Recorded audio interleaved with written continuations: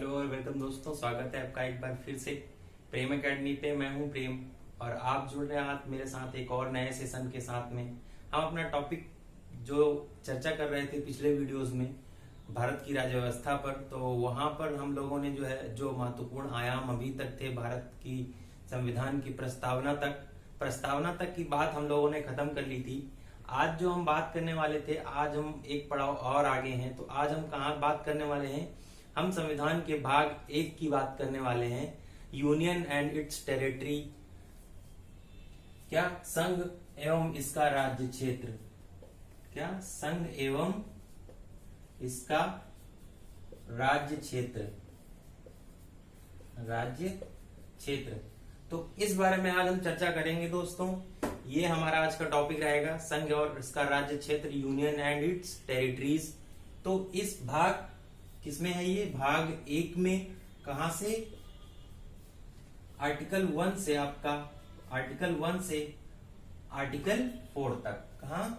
Article 4 तक। तो आज हम 1 से 4 आर्टिकल की बात करेंगे अपने वीडियो सेशन में। तो मैं आशा करता हूं कि आप जुड़ चुके होंगे अभी तक वीडियो के साथ में। तो आप लोगों से आग्रह है मेरा हर बार की तरह कि अपना कॉपी कलम ले लीजिए और तैयार हो जाइए, क्योंकि आज हम कुछ और नया सीखने वाले हैं। देखिए दोस्तों, जब भी आप पढ़ने बैठिए तो ये सोच के मत बैठिए कि मुझे ये टॉपिक खत्म करना है। ये सोच के बैठिए कि आज हम कुछ और नया सीखने वाले हैं। तो आज नए सीखने के दरमियान हमको क्या सीखना है कि हम संविधान के भाग 1 पे चर्चा करने वाले हैं, आर्टिकल 1 से 4 के बीच में चर्चा करने वाले हैं। तो संविधान के जो ये पहला टॉपिक मैं आपको ये पढ़ा रहा हूं, संघ एवं इसका राज्य क्षेत्र, तो इसके बारे में जो हमको चर्चा करनी थी, तो इसको भारत का राज्य क्षेत्र कह सकते हैं, जो संविधान के अनुच्छेद 1 से 4 में उल्लेखित है। तो हम संविधान के अनुच्छेद 1 की अगर बात करें तो अनुच्छेद 1 में क्या कहा गया है? अनुच्छेद 1 क्या कहता है कि भारत, इंडिया यानी कि भारत, बजाय राज्यों के समूह के राज्यों का संघ होगा। क्या? बजाय राज्यों के समूह के, बजाय राज्यों के समूह के क्या होगा? राज्यों का संघ होगा। राज्यों का संघ होगा। तो ये बात कहां पे है? आपका आर्टिकल 1 में ये बात लिखी हुई है। क्या कि जो आपका क्या भारत यानी कि इंडिया यानी जो भारत है, बजाय राज्यों के समूह के राज्यों का क्या होगा? संघ होगा। और यह बात 2 चीजों से स्पष्ट होती है। कैसे? यह व्यवस्था 2 चीजों को स्पष्ट करती है। क्या? देश का नाम और राज्य पद्धति का प्रकार। पहली बात क्या? देश का नाम और दूसरी बात क्या? राज्य पद्धति का प्रकार।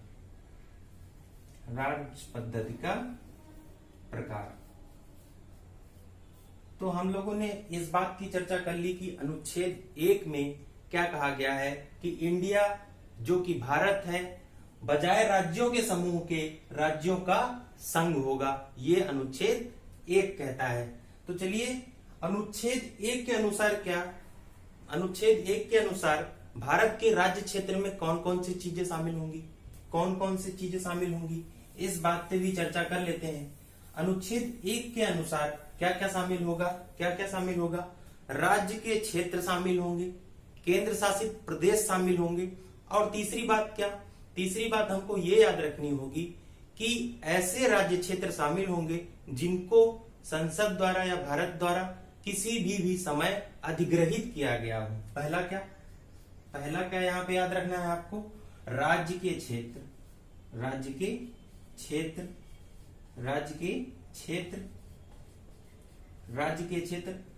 अनुच्छेद 1 के अनुसार भारत का जो क्षेत्र है, भारत का जो संघ है, उसमें कौन कौन सी चीजें शामिल हो सकती हैं? राज्य के क्षेत्र शामिल हो सकते हैं।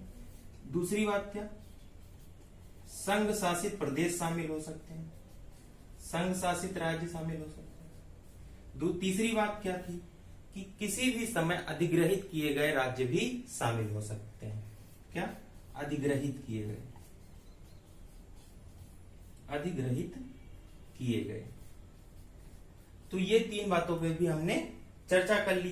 तो अब अगर हम राज्य के क्षेत्र की बात कर रहे हैं तो अभी करंट में कितने राज्य हैं? करंट में राज्य हैं आपके कितने 28 और प्लस 8 केंद्र शासित प्रदेश हैं।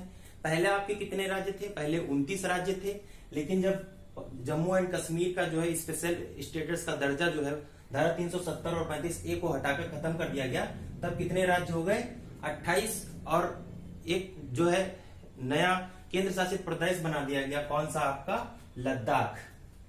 लद्दाख आपका कब 31 अक्टूबर 2019 को। तो इस बात को भी आपको ध्यान रखना है, कब 31 अक्टूबर 2019 को। ठीक इससे पहले क्या था, जम्मू कश्मीर क्या था, राज्य क्षेत्र था, भारत का राज्य क्षेत्र था, लेकिन जो उसका स्पेशल स्टेटस था धारा 370 के अंतर्गत, जो और भी कई राज्यों के पास में है, तो जो स्पेशल स्टेटस था वो 31 अक्टूबर 2019 को हटाकर इसको क्या किया गया, भारत के संघ में शामिल कर लिया गया। और अब कितने राज्य हो गए, अब हो गए टोटल 28 राज्य और 8 केंद्र शासित प्रदेश। तो 8 केंद्र शासित प्रदेश पहले तो 9 हुआ करते थे, पहले तो 9 हुआ करते थे, तो अब 8 कैसे हो गए। तो जो दादर और नागर हवेली था, दादरा और नागर हवेली और दमन एंड दीव को क्या कि जुलाई 2019 में एक प्रस्ताव भारत सरकार द्वारा जाता है कि जो है दादरा नागर हवेली और दमन एंड दीव को विलय कर दिया जाए।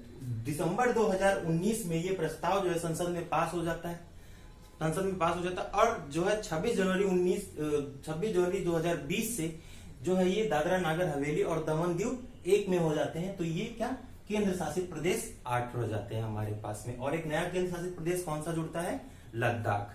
तो इस बारे में भी हम लोगों ने चर्चा कर ली।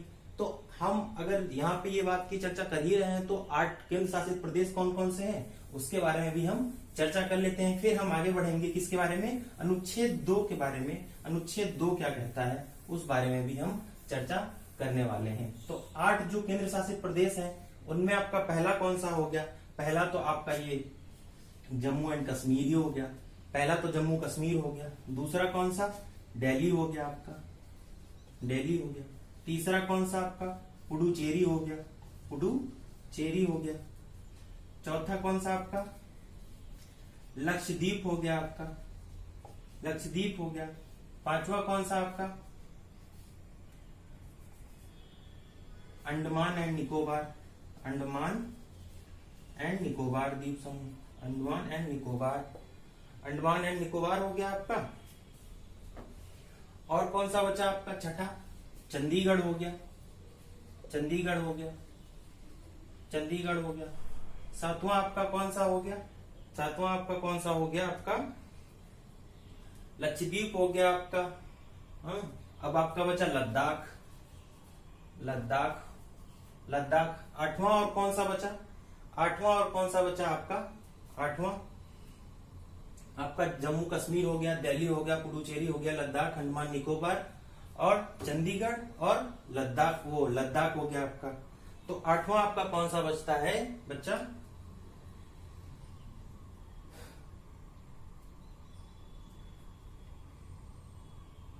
लद्दाख हो गया आपका, दिल्ली हो गया, पुडुचेरी, चंडीगढ़, चंडीगढ़। हाँ आपका आठवां ये चंडीगढ़ भी हो गया आपका, जम्मू कश्मीर हो गया, अंडमान निकोबार हो गया आपका, और पुडुचेरी हो गया, दादरा नागर हवेली। हाँ ये आपका दादरा एंड नागर हवेली छूटा हुआ, दादरा नागर हवेली,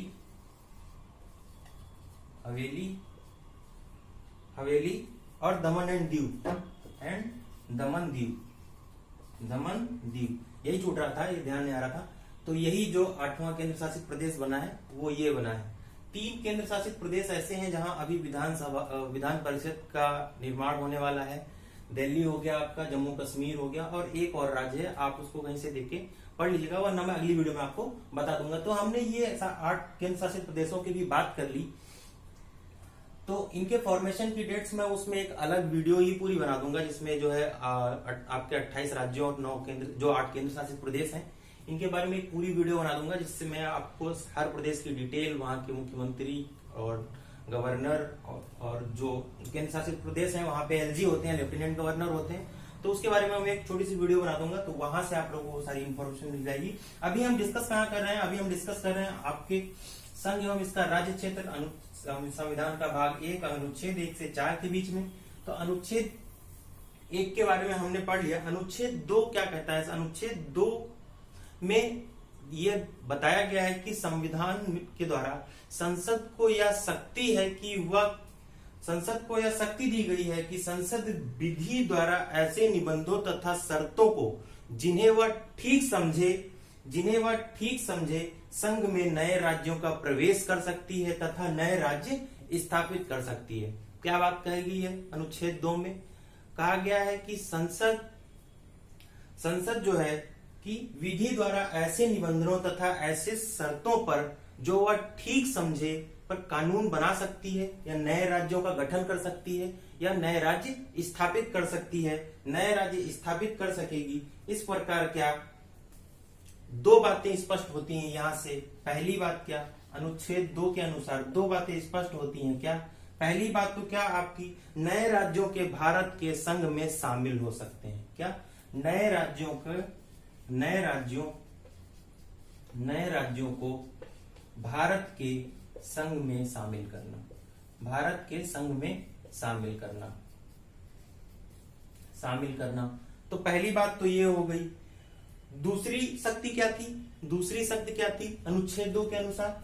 कि नए राज्यों का गठन, नए राज्यों का गठन। ये शक्तियां किसको दी गई थी? संसद को। 2 शक्तियां ये किसको दी गई थी? संसद को। तो अनुच्छेद 2 के अनुसार क्या कहा? संविधान ने संसद को शक्ति दी कि नए राज्यों को भारत के संघ में शामिल कर सकता है। और दूसरी बात क्या कही? कि नए राज्यों का गठन कर सकता है। ये बात जो है अनुच्छेद 2 में आपकी गई है। तो हम अब बात कर लेते हैं अनुच्छेद 3 के बारे में। अनुच्छेद 3 क्या कहता है आपका?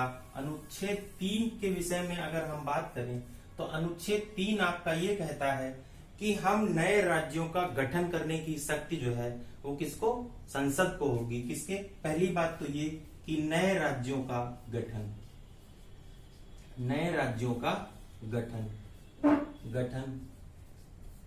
दूसरी बात क्या? सीमाओं में परिवर्तन, सीमाओं में परिवर्तन। संसद के पास क्या शक्ति है कि वो नए राज्य का गठन कर सकती है, नए राज्यों या किसी भी राज्य की सीमा में परिवर्तन कर सकती है, उसको घटा या बढ़ा सकती है, सीमा को घटा या बढ़ा सकती है। किसी भी राज्य के नाम में परिवर्तन या नाम में परिवर्तन कर सकती है। संसद को किन किन बातों की शक्ति है? हमको यहां से 3 बातें पता चली कि नए राज्यों का गठन कर सकता है संसद। दूसरी बात क्या? सीमाओं में परिवर्तन कर सकता है। तीसरी बात क्या? कि किसी भी राज्य के नाम का परिवर्तन कर सकती है संसद। हाँ, तो ये 3 बातें यहां से स्पष्ट हो गई। और चौथी बात एक क्या थी? किसी भी राज्य के क्षेत्र को घटा या बढ़ा सकती है। ये शक्ति भी संसद के पास में है। किसी भी राज्य के क्षेत्र को क्या कर सकती है? या तो वो घटा सकती है या फिर वो बढ़ा सकती है। कौन? संसद। क्या? बढ़ा सकती है। तो ये 4 बातें कहा आपके अनुच्छेद 3 में उल्लेखित हैं। कौन कौन सी? नए राज्यों का गठन कर सकती है संसद, सीमाओं में परिवर्तन कर सकती है, नाम का परिवर्तन कर सकती है किसी भी राज्य के, और किसी भी राज्य के क्षेत्र को घटा या बढ़ा सकती है। तो ये 4 बातें आपकी अनुच्छेद 3 में उल्लेखित हैं संविधान के भाग 1 में। ठीक है, तो इन 3 बातों पे जब हम चर्चा कर लिए हैं तो एक यहाँ पे बहुत ही महत्वपूर्ण बात हो जाती है कि संविधान ये आखिर जो परिवर्तन कर रहे हैं तो वो परिवर्तन किस प्रकार से हो रहे हैं? ये परिवर्तन कहाँ से हो रहे हैं? संविधान में संशोधन के द्वारा। तो संविधान में किसी भी प्रकार का संशोधन करने के लिए यहाँ पे ये बहुत महत्वपूर्ण बात हो जाती है आपको जानने के लिए कि किसी भी संविधान में परिवर्तन से संबंधित कोई भी अध्यादेश जारी करने से पूर्व राष्ट्रपति की क्या? पूर्व मंजूरी लेनी पड़ती है। क्या? राष्ट्रपति की पूर्व मंजूरी लेनी पड़ती है। उसके बाद ही हम जो है क्या कोई संसद में बिल पेश किया जा सकता है। उसके बाद क्या करते हैं? उसके बाद जो है राष्ट्रपति क्या करता है कि विधानमंडल को जो है उस पर अपनी रिपोर्ट देने के लिए या सलाह लेने के लिए बोलता है एक निश्चित समय के लिए। लेकिन अगर उस निश्चित समय में भी अगर विधानमंडल अपनी रिपोर्ट दे देता है या अपनी सलाह जो है राष्ट्रपति को दे देता है, फिर भी अगर राष्ट्रपति चाहे तो उनकी सलाह को माने या ना माने, ये राष्ट्रपति के ऊपर होता है। तो ये बात इंपॉर्टेंट थी, तो ये बात भी आप लोग को जाननी जरूरी थी। ठीक है, तो हम जब अब बात करते हैं अनुच्छेद 3 तक की हमने बात कर ली। अब अनुच्छेद 4 की बात करते हैं। तो अनुच्छेद 4 में क्या दिया गया है? अनुच्छेद 4 में, एक मिनट जरा सा मैं इंक डाल लेता हूं।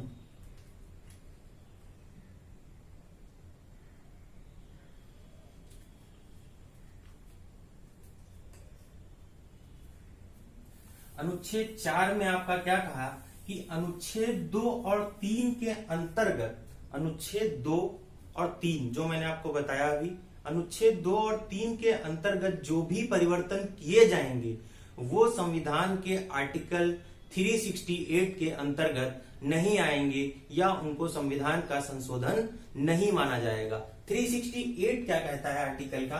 अगर अनुच्छेद 368 की बात आ गई है तो हम 368 के बारे में डिस्कस कर लेते हैं थोड़ा सा। देखिए 368 में क्या है कि संविधान के संशोधन के तरीकों का उल्लेख किया गया है। संविधान के संशोधन के तरीकों का उल्लेख किया गया है कहां पे? अनुच्छेद 368 के अंतर्गत। और अनुच्छेद 368 एक बात और क्या बताता है कि संविधान संशोधन की शक्ति जो है, जो शक्ति है संविधान के संशोधन की, वो किसके पास है? संसद के पास में। वो किसके पास में है? संसद के पास में। ये बात भी आपकी अनुच्छेद 368 से पता चलती है। और एक बात जो और महत्वपूर्ण है, अनुच्छेद 368 में जो लिखी हुई है क्या? संसद क्या है? मौलिक अधिकारों में परिवर्तन नहीं कर सकता। कौन से? मौलिक अधिकारों में, मौलिक अधिकार में परिवर्तन नहीं कर सकता। मौलिक अधिकारों में परिवर्तन या संशोधन नहीं कर सकता। ये मामला था किसका? ये मामला था आपका गोलकनाथ वर्सेस पंजाब राज्य में जो है एक वो आया था, निर्णय आया था, जिसमें जो है सुप्रीम कोर्ट ने ये कहा था कि जो है अनुच्छेद 368 के अंतर्गत ये लिखित है कि जो है संसद मौलिक अधिकारों में कोई भी परिवर्तन नहीं कर सकती। लेकिन इसके ठीक 6 साल बाद केशवानंद भारती मामले में संसद वो आपका जो है सुप्रीम कोर्ट ये कहता है कि संसद को जो है संविधान के किसी भी अनुच्छेद में परिवर्तन करने की शक्ति है, लेकिन वो मूलभूत संरचना को जो है कोई इफेक्ट ना हो, उससे जो संविधान की मूलभूत संरचना है उस पे जो है उसका कोई प्रभाव ना पड़े, तो किसी भी अनुच्छेद में संसद क्या है? परिवर्तन कर सकती है। तो ये हमने 368 के बारे में जान लिया। तो अनुच्छेद 4 क्या कहता है आपका? अनुच्छेद 4 कहता है कि अनुच्छेद 2 और अनुच्छेद 3 के अंतर्गत जो भी परिवर्तन किए जाएंगे वो अनुच्छेद 368 के अंतर्गत नहीं आएंगे या उनको संविधान का संशोधन नहीं माना जाएगा। तो देखिए जब संविधान संशोधन की बात आ गई यहाँ पे, तो हम ये जो टर्म आ गया संविधान संशोधन, तो संविधान संशोधन देखिए कई 3 तरीकों से हो सकता है। संविधान संशोधन की अगर बात आई है तो इसको चर्चा करना यहाँ पे बहुत जरूरी हो जाता है, क्योंकि मैं चाहता हूं कि हर एक छोटी सी छोटी चीज जो क्लियर होनी चाहिए, वो जो कॉन्सेप्ट जो क्लियर होना चाहिए वो बिल्कुल ही हो जाना चाहिए। तो संशोधन कितने टाइप का हो सकता है संविधान में? संशोधन कितने टाइप का हो सकता है? तो ये 3 प्रकार से हो सकता है। संशोधन कितने? 3 प्रकार से हो सकता है। पहला तो विशेष बहुमत द्वारा,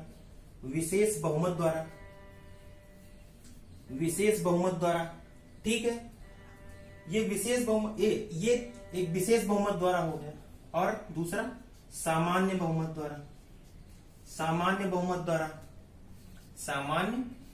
के द्वारा। और तीसरा क्या? विशेष बहुमत, ध्यान दीजिएगा वो सेम नहीं है। विशेष बहुमत प्लस आधे राज्यों के अनुमोदन द्वारा। तो देखिए जो विशेष बहुमत की बात की गई, ये विशेष बहुमत प्लस आधे राज्यों के अनुमोदन के द्वारा संविधान में संशोधन किया जा सकता था। तो देखिए दोस्तों जो 368 की हम बात कर रहे थे, आर्टिकल 368 की बात कर रहे थे, उसमें संविधान में सिर्फ 2 ही प्रकार से संशोधन किया जा सकता है। उन 2 चीजों का उल्लेख कहाँ किया गया है? आपके आर्टिकल 368 में। वहां पे क्या कहा गया कि संविधान में 2 तरीके से जो है संशोधन किया जा सकता है, या तो विशेष बहुमत के द्वारा, या तो विशेष बहुमत प्लस आधे राज्यों के अनुमोदन के द्वारा। तो पहली बात आपकी ये हो गई, और दूसरी बात ये हो गई अनुच्छेद 368 के अंतर्गत एक बात और कही गई कि संसद के पास में क्या, संसद क्या है, मौलिक अधिकारों में किसी भी प्रकार का संशोधन नहीं कर सकती है। यह बात किसमें कही गई, अनुच्छेद 368 के अंतर्गत सुप्रीम कोर्ट ने गोलकनाथ वर्सेस पंजाब राज्य में जब अपना जस्टिस दिया तो उसमें यह कहा कि जो है क्या, मौलिक अधिकारों में जो क्या, संसद जो है कोई भी कानून या कोई भी अनुच्छेद में संशोधन नहीं कर सकती है। लेकिन उसके ठीक 6 साल बाद केशवानंद भारती मामले में सुप्रीम कोर्ट ने क्या कहा, सुप्रीम कोर्ट ने कहा कि जो है संसद जो है क्या, संविधान की किसी भी अनुच्छेद में परिवर्तन कर सकती है, बस क्या कि जो संविधान की आधारभूत संरचना है उस पर कोई प्रभाव नहीं पड़ना चाहिए। तो उसको ध्यान में रखकर क्या, संविधान जो संसद है वो संविधान के किसी भी अनुच्छेद में संशोधन कर सकती है।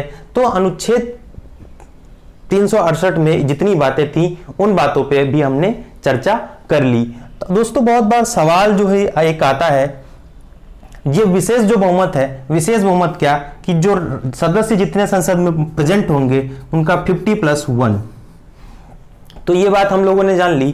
तो बहुत बार सवाल ये आता है कि सर जो ये अनुच्छेद 2A है, जो अनुच्छेद 2A है वो क्या है, आखिर अनुच्छेद 2A है वो क्या है। तो अनुच्छेद 2A के बारे में चर्चा कर लेते हैं। देखिए दोस्तों, संविधान का 35वां संशोधन हुआ आपका 1975 में, जिसमें क्या किया गया कि सिक्किम राज्य को क्या, भारत का सह राज्य घोषित कर दिया गया। और कहां ऐड किया गया, अनुच्छेद 36 में। तो अनुच्छेद 36 को समाप्त करने के लिए ये आर्टिकल 2A आया था आपका, ये उसी के लिए था। तो ये बात आप महत्वपूर्ण है, आप इसको ध्यान रखिएगा।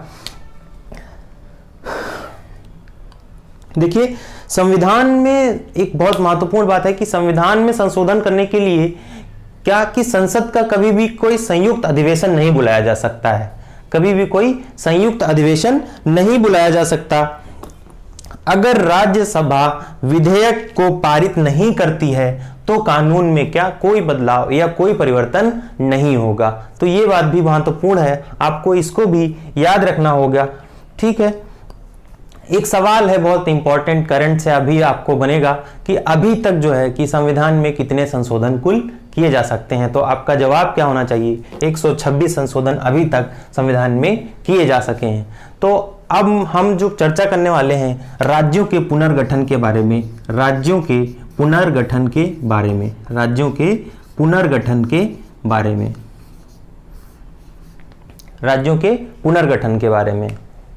तो देखिए दोस्तों, हुआ क्या कि आजादी के बाद से ही कि भाषाई आधार पर राज्यों के पुनर्गठन की मांग हो रही थी, जिससे क्या कि संविधान के जो अध्यक्ष, संविधान सभा के अध्यक्ष डॉक्टर राजेंद्र प्रसाद और एक जस्टिस थे एस.के. धर, उन्होंने एक जो है भाषाई प्रांत आयोग का गठन किया और उनसे ये रिपोर्ट मांगी कि राज्यों का पुनर्गठन भाषाई आधार पर होना चाहिए या नहीं होना चाहिए।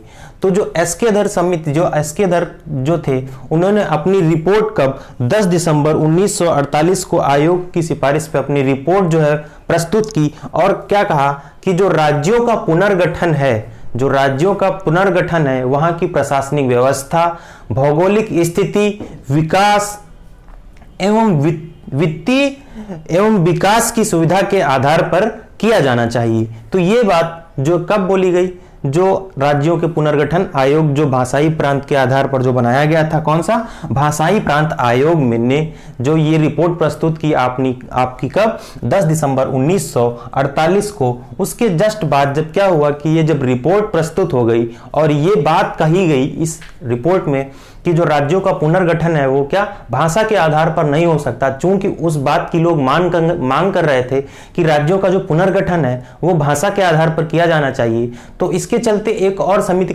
का जो है निर्माण हुआ, कौन सी, जेवीपी समिति जो बनी थी, कांग्रेस की कमेटी थी वो जेवीपी समिति। तो जेवीपी समिति जो थी आपकी, जेवीपी समिति, तो इसमें 3 लोग कौन कौन से थे, जवाहरलाल नेहरू आपके, सरदार वल्लभ भाई पटेल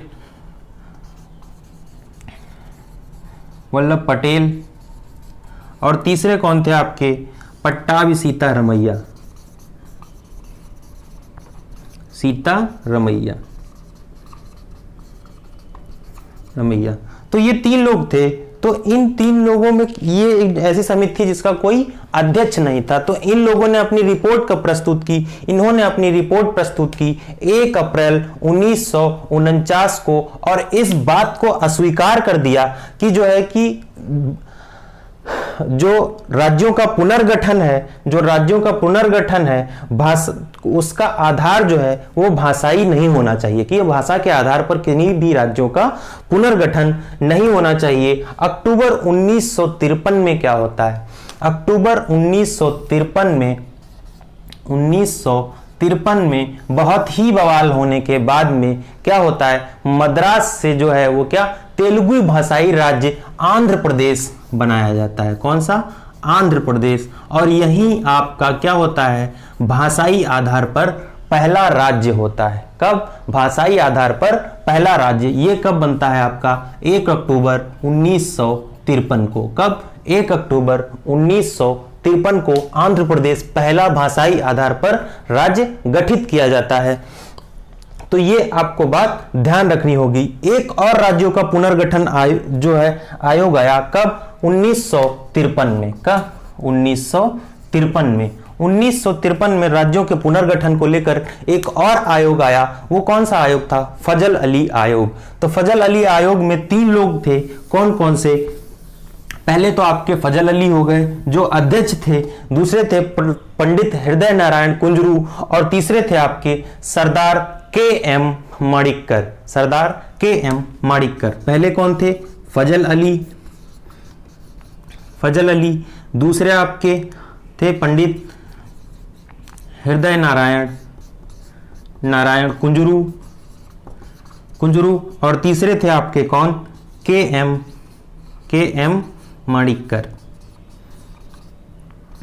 माणिक्कर। तो ये 3 लोग थे। तो इन्होंने अपनी रिपोर्ट कब प्रस्तुत की? इन्होंने रिपोर्ट अपनी प्रस्तुत की 1955 में। 1955 में इन्होंने रिपोर्ट प्रस्तुत की। कहा कि राज्यों का पुनर्गठन भाषाई आधार पर तो किया जा सकता है, लेकिन दूसरी बात क्या थी?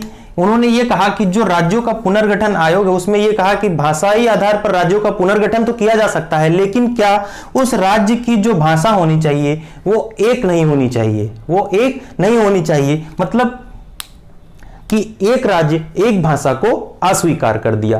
तो इस बात को आपको ध्यान रखना है। और कितने? 16 राज्य और 3 केंद्र शासित प्रदेश बनाने की सिफारिश की। किसने? फजल अली आयोग ने। इस बात को भी आप ध्यान रखिएगा।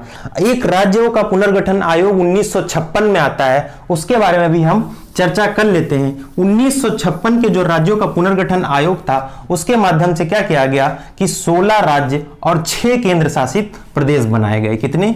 16 राज्य और 6 केंद्र शासित प्रदेश बनाए गए। कब? 1 नवंबर 1956 को।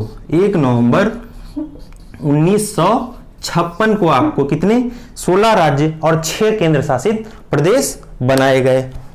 दिसंबर 1961 में क्या हुआ कि सैनिक कार्यवाही के द्वारा, जब हम बात कर रहे हैं दिसंबर 1961 में सैनिक कार्यवाही के द्वारा कौन सा ऑपरेशन था वो? क्या? जिसमें गोवा दमन द्वीप को पुर्तगालियों से आजाद कराया गया। कहां? पुर्तगालियों से आजाद कराया गया। कब? 1961 में सैनिक ऑपरेशन के द्वारा। उस ऑपरेशन का नाम था दोस्तों ऑपरेशन विजय के द्वारा गोवा दमन द्वीप को जो है क्या पुर्तगालियों से आजाद कराया गया और क्या मुक्त कराकर 12वें संविधान संशोधन 1962 के द्वारा 6वां केंद्र शासित राज्य वो प्रदेश था आपका, इसमें 6वां जो केंद्र शासित प्रदेश था वो बनाया गया। ठीक है, किसके द्वारा? 12वें संविधान संशोधन 1962 के द्वारा। ठीक है, तो यहां तक हमने अपनी बातें सारी क्लियर कर ली। तो चलिए और आगे देखते हैं क्या है इसमें। देखिए अब आगे एक 14वां संविधान संशोधन होता है आपका। 14वां संविधान संशोधन होता है, वहां 3 राज्य और 4 जगह होती हैं। 4 जगहों को मिलाकर 3 राज्यों का गठन किया जाता है। कौन कौन से इस बात पर हम चर्चा करने वाले हैं। तो आपका एक माहे क्षेत्र था, माहे था, कराइल था, आपका यमन था और पौंडीचेरी था। इनको मिलाकर क्या एक पौंडीचेरी जो है, पौंडीचेरी जो फ्रांस से समझौते के बाद 1954 में फ्रांस से समझौते के बाद पौंडीचेरी को आजाद कराया जाता है और 7वां केंद्र शासित प्रदेश बनाया जाता है। कि कौन सा 7वां केंद्र शासित प्रदेश कब बनाया जाता है? 14वें संविधान संशोधन 1963 के द्वारा। 14वें संविधान संशोधन 1963 के द्वारा। 1963 के द्वारा कौन कौन से क्षेत्र थे? माहे, कराइल आपका, और एक पुडुचेरी और एक आपका क्या था? यमन। ये कहाँ था? केरल का क्षेत्र था। और कराइल आपका कहाँ का क्षेत्र था? तमिलनाडु का था। और पुडुचेरी कहाँ था? ये भी तमिलनाडु का क्षेत्र था। और यमन आपका कहाँ का क्षेत्र था? आंध्र प्रदेश का। इनको मिलाकर क्या एक पुडुचेरी था। पुडुचेरी इसको कब 1954 में फ्रांस के लोगों को द्वारा फ्रांस से समझौते पर जो है इसको आजाद कराया गया और एक 7वां केंद्र शासित प्रदेश 14वां संविधान संशोधन 1963 के द्वारा इसको 7वां केंद्र शासित प्रदेश बनाया गया। तो यहां तक हम लोगों ने अपनी बात पे चर्चा कर ली दोस्तों। तो अब जो हम बात करते हैं कि एक सवाल यहां पर बनता है कि भाषा के आधार पर जो सबसे पहला राज्य बना था वो कौन सा था? तो अभी मैंने आपको बताया आंध्र प्रदेश राज्य। कौन सा था? आंध्र प्रदेश राज्य भाषा के आधार पर बनने वाला पहला राज्य था। और दूसरा राज्य की अगर हम बात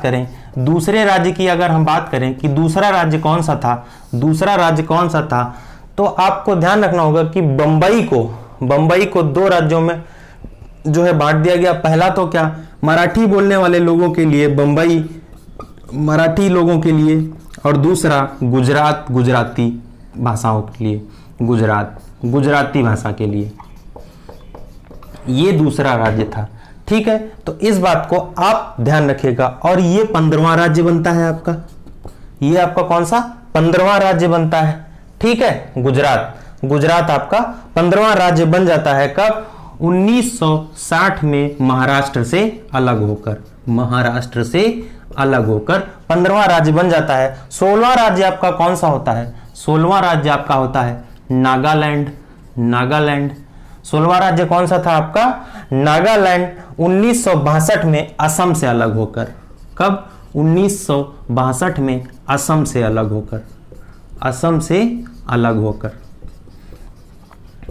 होकर। तो ये बात भी हम लोगों ने जान ली। तो चलिए सारे राज्यों के बारे में जान लेते हैं कब कौन सा राज्य गठित हुआ।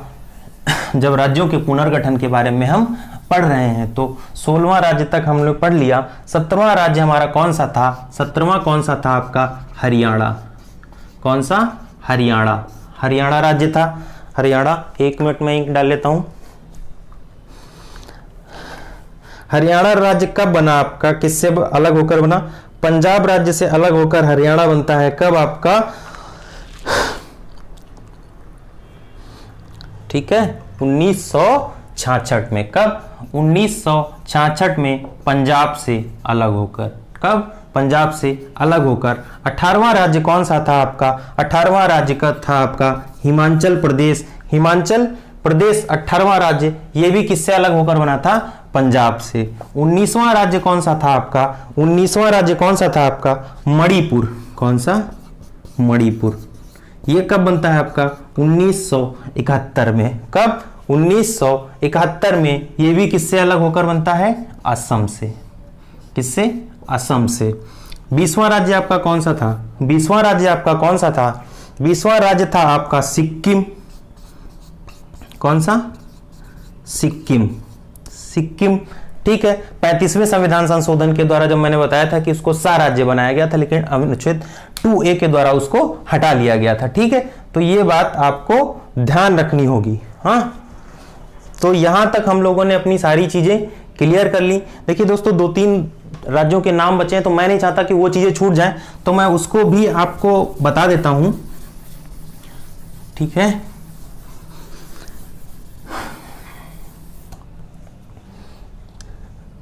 तो जो हमारा 21वां राज्य था वो कौन सा था? मेघालय। मेघालय। 22वां कौन था? 22वां कौन था आपका? एक्चुअली 21वां जो है मेघालय था, 22वां आपका सिक्किम था, 22वां सिक्किम। और 23वां कौन सा आपका था? मिजोरम। मिजोरम कौन सा? मिजोरम। मिजोरम इसका कब होता है स्थापना? 86 में, 1986 में। और अगर हम बात करते हैं 24वें राज्य की, 24वें राज्य की बात करते हैं तो ये राज्य होता है आपका अरुणाचल प्रदेश। अरुणाचल प्रदेश। और ये इसका गठन कब होता है? 1986 में ही। कब? 1986 में। तो हमने 24 राज्यों के बारे में जान लिया। हम 25वें राज्य की बात करते हैं। 25वें की बात करते हैं। 25वां कौन सा था आपका? अभी मैंने बताया था, गोवा को जो है का सैनिक कार्रवाई के द्वारा, ऑपरेशन विजय के द्वारा कहां से? पुर्तगालियों से आजाद कराया गया था। कब? 1954 में। तो वो आपका कब? गोवा। गोवा हो गया आपका, गोवा हो गया। ठीक है। इसको किसके द्वारा राज्य बनाया गया था? इसको गोवा दमन एवं दीव पुनर्गठन अधिनियम के द्वारा जो क्या राज्य का दर्जा दिया गया था गोवा को। ठीक है। 26वां राज्य कौन सा था आपका? 26वां राज्य था आपका छत्तीसगढ़। छत्तीसगढ़। छत्तीसगढ़। ठीक है। छत्तीसगढ़ ये कब बनाया गया? 1 नवंबर सन 2000 को। 27वां कौन था आपका? 27वां राज्य कौन सा था आपका? 27वां राज्य था आपका उत्तराखंड। कौन सा? उत्तराखंड। उत्तराखंड। उत्तराखंड कब बनाया जाता है? 9 नवंबर सन 2000 को। उत्तर प्रदेश पुनर्गठन आयोग के द्वारा उत्तराखंड राज्य का गठन किया जाता है। किसके द्वारा? उत्तराखंड पुनर्गठन आयोग के द्वारा। और आपका 28वां राज्य कौन सा था? 28वां राज्य था आपका झारखंड। कौन सा? झारखंड। झारखंड कब बनाया जाता है? 15 नवंबर सन 2000 को। सन 2000 को। ये किसके द्वारा बनाया जाता है? बिहार पुनर्गठन अधिनियम द्वारा, सन 2000 द्वारा। ठीक है। तो ये सारी बातें जो थी हम लोगों ने आज चर्चा कर ली। तो दोस्तों आशा करता हूं कि आपको जो सेशन था वो समझ में आया होगा। आज हमने संविधान के भाग 1 अनुच्छेद 1 से 4 के बारे में बात की। अनुच्छेद की संविधान के अनुच्छेद 368 के बारे में बात की। संविधान में कितने प्रकार से संशोधन किए जाते हैं इस बात पे हमने चर्चा की। तो मैं आशा करता हूं कि आपको वीडियो पसंद आया होगा। और अगर आपको सेशन ये पसंद आया तो हमारी वीडियो को लाइक कर दें, चैनल को सब्सक्राइब कर दें और अपने सजेशंस जो वैल्यूएबल होते हैं हमारे लिए बहुत ज़्यादा, उनको देना ना भूलें। और जुड़े रहिए हमारे साथ प्रेम अकेडमी पे। मिलते हैं अगली वीडियो में। धन्यवाद।